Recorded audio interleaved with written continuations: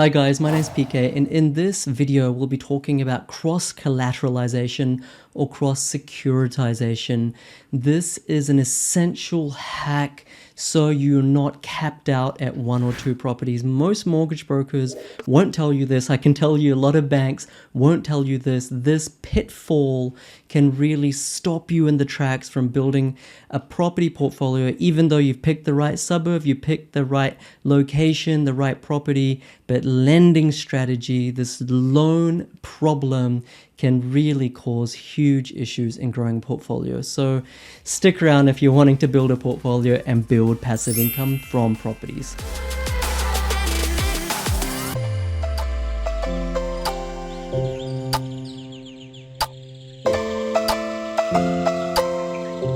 So my name is PK, and I help people build passive income through property investment using data without needing a $15,000 buyer's agent or anything like that. And if this video or my channel, which really exists to get you ahead in property investment, gets you ahead, please hit the subscribe button, turn the notification bell on, and hit the thumbs up button. That would really help me because YouTube will send it to more people. So, when you're building a property portfolio, cross-collateralization, or easier spoken as cross-securitization, is where you buy one property, and in order to buy the second property, the bank says that the first property is collateral, hence cross-collateralization, or the first property is security. In layman's language, that just means that they're saying if anything happens to the second property, then we've got dibs. We've got first access rights to your first property. Now, whether that first property is an investment property and you're buying a second investment property, or that first property is a principal place of residence and you're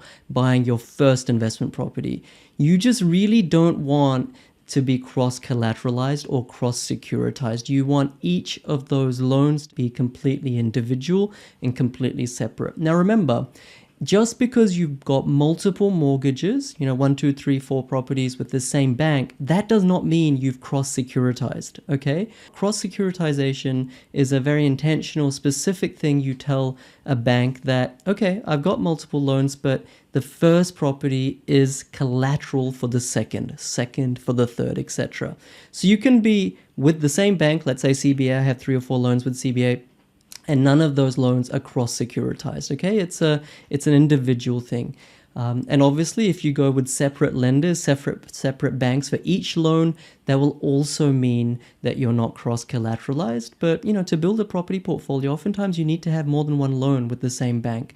So make sure you don't do this. And there's 4 or 5 reasons why you shouldn't do this. The first one is lack of flexibility, okay? So let's say you've got one property and another property. The second property is cross-securitized to the first property. In other words, the bank has given you the loan holding the first property as security. If you sell property number 2, the bank can say, well, you've sold that property number 2. We want you to pay part of this property number 1 mortgage off, okay?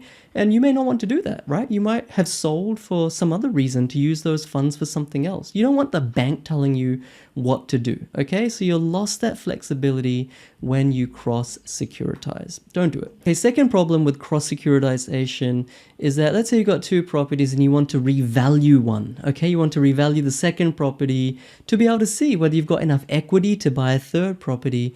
The bank is going to come in and say, not only do we want to revalue property number 2, but also property number 1. And then think about it, if you have 2, 3, 4, 5 properties, instead of just revaluing the one that's gone up, the bank will want to revalue all of them because they're all tied at the hip to each other. It's like, a cobweb.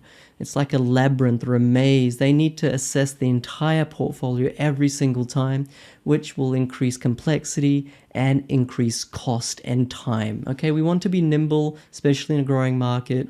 So this number 2 problem is increased cost and complexity from the banks.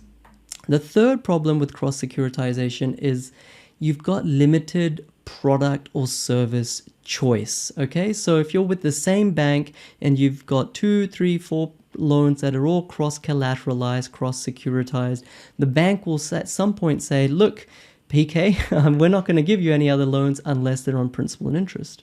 And you might be an investor that wants an interest-only loan, but the bank has got you in their arms, has got you in their hands. They've got you all tied up, and they'll say, no, no dice. Whereas if you weren't cross-collateralized, you would have more flexibility of saying, all right, well, I'm just not going to go with you. I'm going to go with another bank or something like that. Okay, so you've got limited product choice because the bank is now telling you what you can and cannot do because, they're holding all the aces. All of your loans are all cross-collateralized, joint, and with the same bank. Not a good idea. The fourth pitfall with cross-collateralization is that changing lenders can be very difficult and costly. So let's say you've got 2 or 3 properties, they're all cross-collateralized, and you want to say, okay, I've had enough of this bank, let's call it ANZ, I want to go with another bank. They'll often charge you exit fees, there'll be so much paperwork to unravel or disassemble all these credit lines or all of this loan, this cross-collateralization paperwork. It will be very costly, it will take lots of time, and it's not as easy as it sounds. They've got you tied up once again, and it's not so easy to say, okay, I've got 3 loans with CBA, I want to change to ANZ. That will be very hard to do from a paperwork perspective, and time and cost. So once again, you're increasing complexity. And the fifth reason is equity access. Now, the biggest way property investors generate wealth is a property goes up, they take the equity, buy another one, that's the deposit for the second, goes up, that's the deposit for the third, goes up, that's the deposit for the fourth. Now, when it comes to cross-collateralization, the banks will say, all right, you're at our mercy. We know exactly how your entire portfolio looks like. And even though property number 3 has gone up, we see that property 1 hasn't gone up or that property 2 hasn't gone up. So we're not going to release that equity from property number 3, right? Whereas if you weren't cross-collateralized, even if you were with the same bank, if just property number 3 went up, let's say $100,000, they're going to give you $50,000, $70,000, $80,000 to buy another property. Right? But if you've cross-collateralized, use the first property as security for the second property as security for the third, they're going to say, hold up, wait right there. Just because property number 3 has gone up doesn't mean we're going to give you more equity for a fourth property. These others haven't gone up. So, you're exposing your portfolio to the bank size every single time, which isn't a good idea. So those are the 5 reasons why really cross-securitization isn't a good idea. A lot of mortgage brokers won't tell you this. A lot of banks are obviously not going to tell you this. It's not in their interest to do so.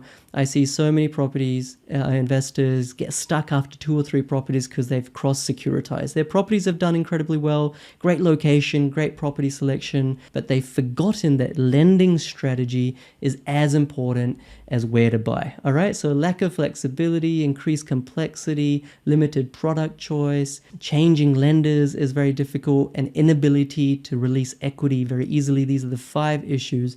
Guys, if this brought you value, hit the subscribe button, turn the notification bell on, give it a thumbs up so more people can find out about cross-securitization. These are the subtleties that might be a little bit boring. You might have not had a lot of fun watching this video, but I can tell you if you had cross-securitized in 10 years' time, you would have been kicking yourself thinking, I should have watched that video. All right, guys, I'll leave some links below to our podcast and Facebook group with more than 10,000 members now. A lot of these discussions go on in there and you can really become educated, and I'll leave my website below as well. My name's PK, and always remember the most important real estate is the 6 inches between your 2 ears. Catch you later. Bye.